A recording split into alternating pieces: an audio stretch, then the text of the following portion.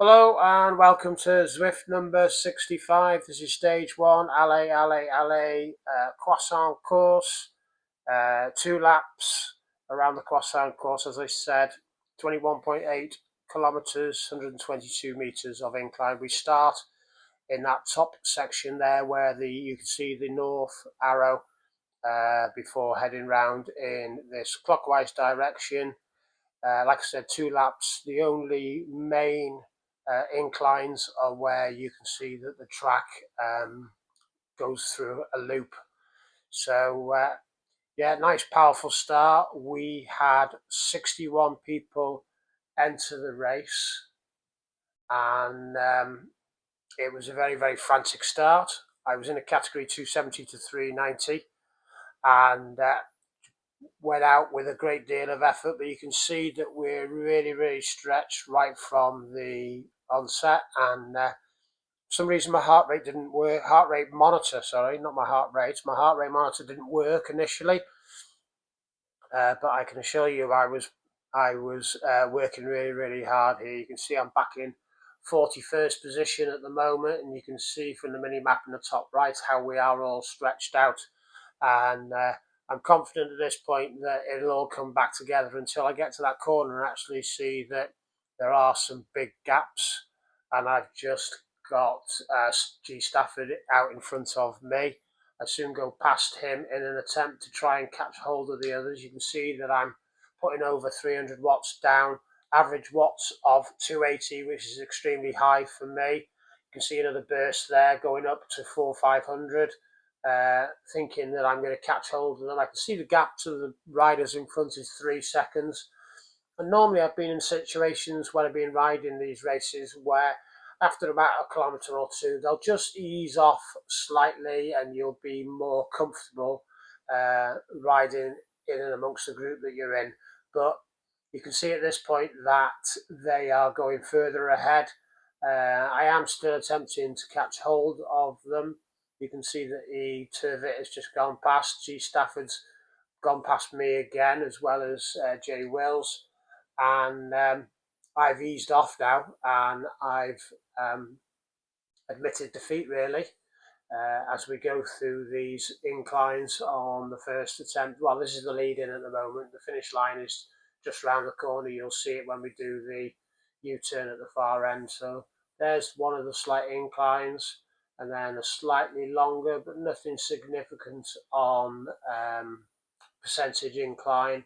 So just trying to get in and amongst these riders. You can see D Lancaster, J Wales, Mailer as well. Or was it Meyer? Meyer, I think it was.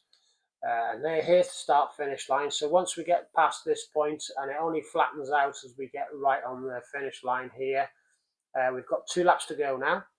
And you can see that that is 18.5 kilometers to go. So yeah, you know, the lead group, there's a big group of them, around about 35 riders there, well out in front. They're about 30 seconds ahead now at this point, and there's just half a dozen riders ahead of me who are all separated, and I wouldn't say they're not working together, but they're just through the situation that they're in, they seem to be a little bit isolated.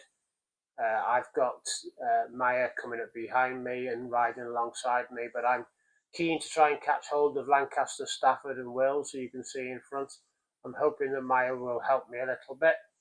You can see that he comes alongside me for a little bit. And you can see that Grosch from Germany is 10 seconds further back.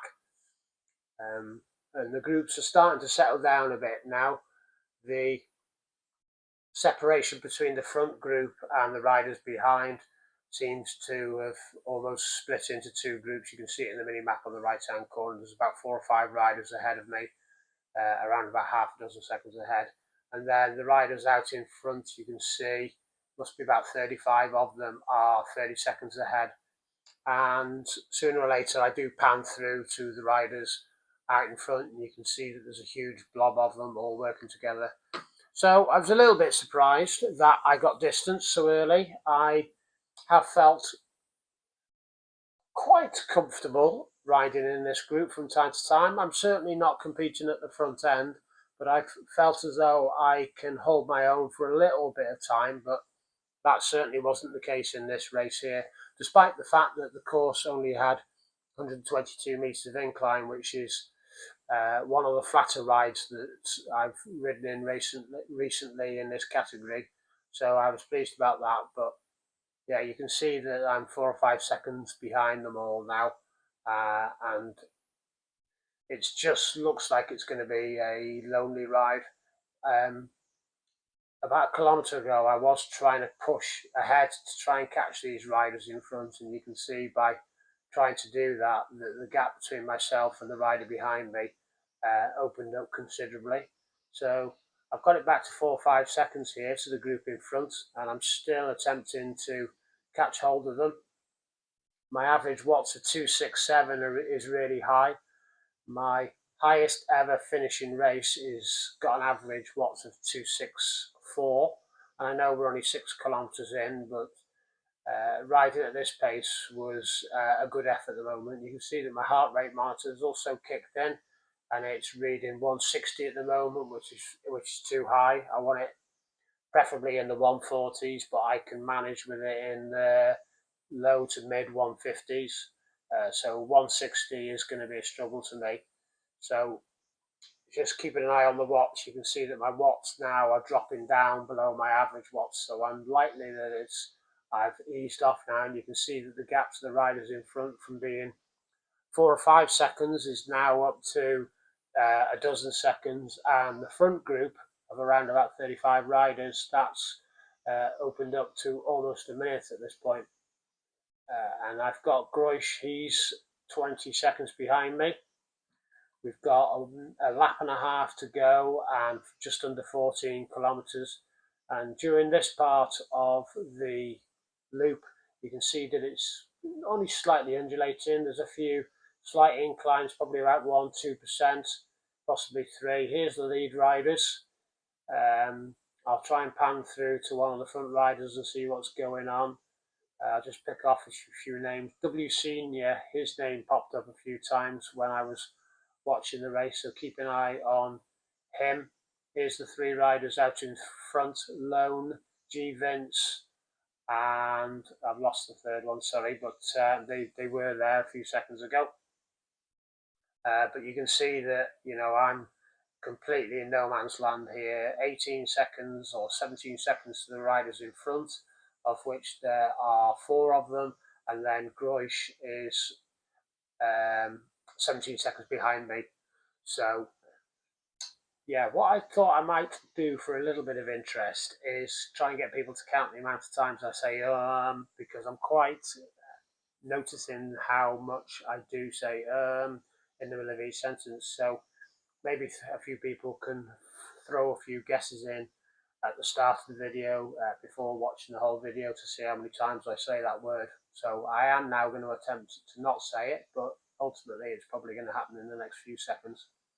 So Jay Wills, he commented quite a lot during the race about pace, about pushing, about staying together, and there was only 4 of them in front, but they worked well together. I couldn't keep up with them. I was on my own, like I said, from probably kilometre about 2 or 3, and we're now 11 kilometres in. Here's that front group again, looking to see if there's any alterations to the group. And as we pan through, there's W Senior. Here he is, out in front again. He appeared, like I said in the last clip about a minute ago, he appeared to be at the forefront of the race often. And you can see that he's out in front and really pushing the pace along really well here. But back to myself, riding now 30 seconds behind the group in front, but 15 seconds clear of Groish. So that's really good that I'm keeping my distance from him. What I also became aware of during the race, when I had plenty to think about, was that I kept on panning through to the front group straight away, and the 4 riders in front of me, Stafford, Turvitt, and Wills and Lancaster, I kept on missing them out, so I will focus on them a little bit more towards the end. And what I was able to do, in case you are wondering, sometimes I can do it, sometimes I can't. But what I was able to do successfully was to film all the finishers coming over the finish line at the front of the race. So you will catch who wins the race in a lap's time. They are 2 minutes ahead of me now, and they've already gone past the start finish line. You can see them out in front of me on the mini map. They've done around about half a kilometre more than me at this point. So at least half a kilometre. I'd say it's even more by the looks of things when I'm looking at all the timers. But I put a bit of an effort in going up the hills. There's no real huge benefit to me doing that because I'm not going to be able to catch hold of these other riders. I am 40 seconds behind, and I can see that Grosh and D-Griff, I haven't been keeping an eye on D-Griff, but D-Griff from nowhere has caught up, and I'm just keeping an close eye on them. I've got T Davis 24 seconds behind, and only a couple of other riders behind myself and the back of the race. So that was a little bit disappointed, but like I said, the race was going along at a good pace. So although I was disappointed with my position, you can see that my average watts is 242 there at the moment, and that's reasonable. If I'd kept it up as high as that towards the end, I would have been pleased. Here come Grosh and D. Griff with their steamroller power-ups. I've got the drafting boost, so I'll probably pop that sooner or later. I was actually, because I saw that they'd popped their steamroller power-up, I was actually thinking, oh, right, yeah, I could be using my power-ups at this point, and I could see that there were 2 more power-ups to have. So in an ideal world, coming up to the next sprint section, I should have or could have popped my power up.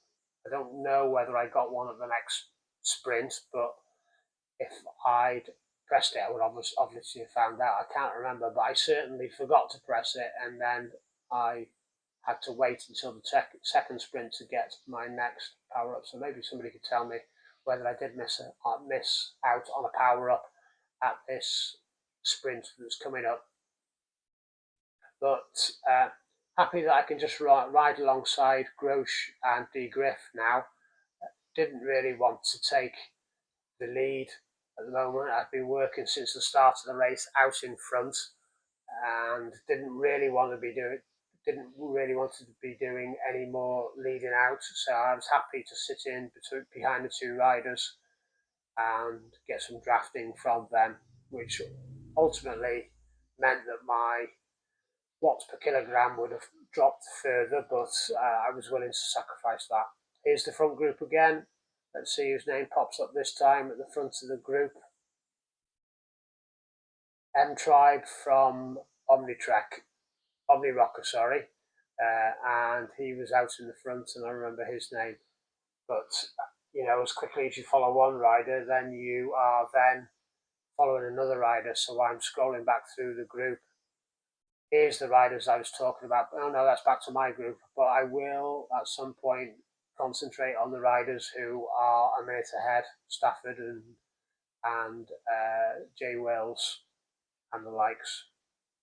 So yeah, I'm back with my other riders, and with only 6 kilometres to go, we're getting into the final section, and I'm hoping that I'll be able to film the leaders as they come closer to the end, but also being aware that I don't want to lose these 2 riders that are by my side.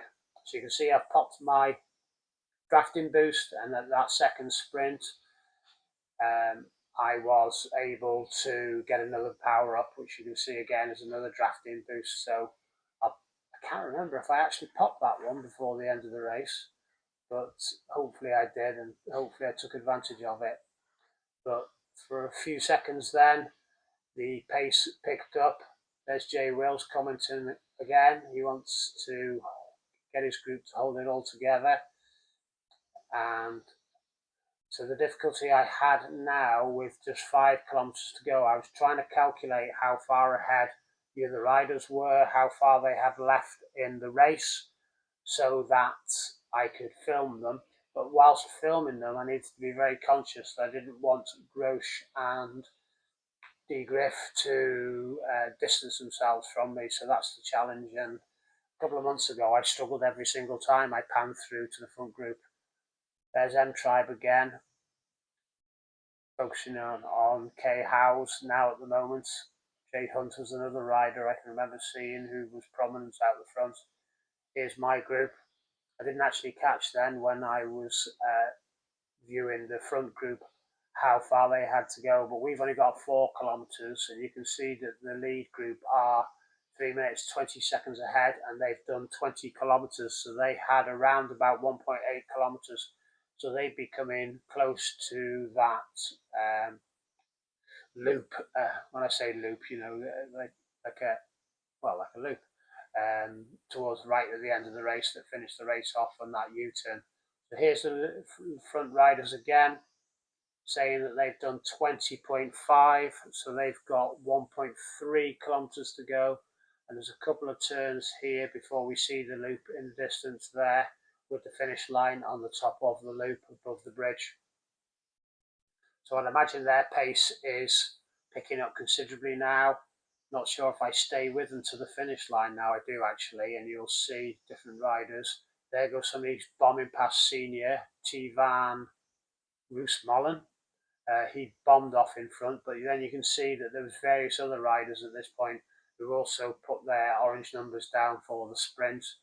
I'm focusing on second place now, Burkholtz, but you can see Lone from about 7th place back is pushing through the group. He's up into second place, and look at all the riders here on this sprint hitting all the orange numbers.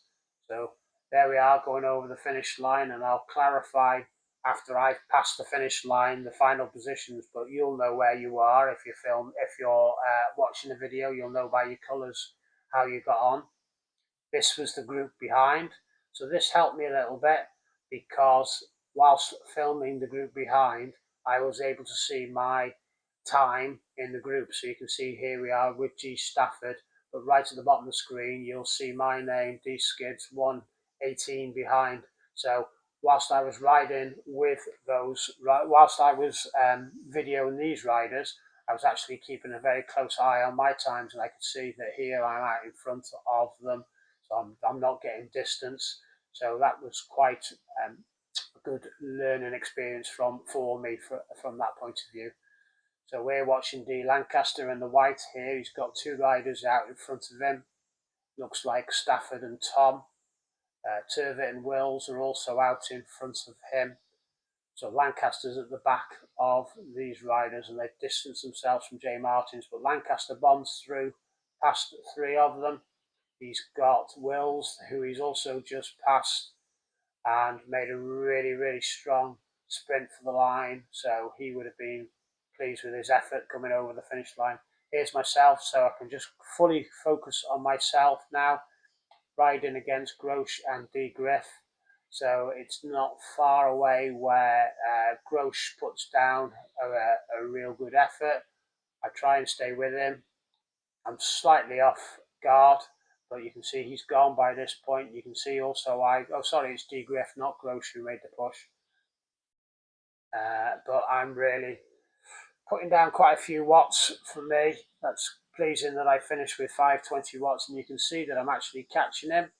And I almost get there, but just have to ease off towards the end when I recognise that I'm not going to catch him.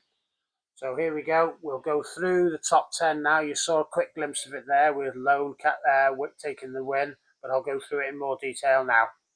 So here they are. Lone was first over the line in 32 minutes and 32 seconds. Average watts of 3.2. Then we had Kevin Bartlett. He was same time, just under 2/10 behind. Third, we had Jonathan Hunt. He was half a second behind. Then we had Vince Feelgood in fourth. He was just over a second behind. Then Grapevine. G-Vine was Grapevine. He was a second and a half behind. Then we had John McChrystal in sixth. Seventh was Neil Hillier, all within 2 seconds of the winner. Then we had Tom Van Roosmalen. He was in eighth, 2.5 seconds behind. Then we had Aaron Gemmell in ninth position, and then Lorenzo Bernardi in 10th. So a really pleasing race for those riders. I struggled, but at least I finished the race. Please subscribe, and I'll catch you all again soon.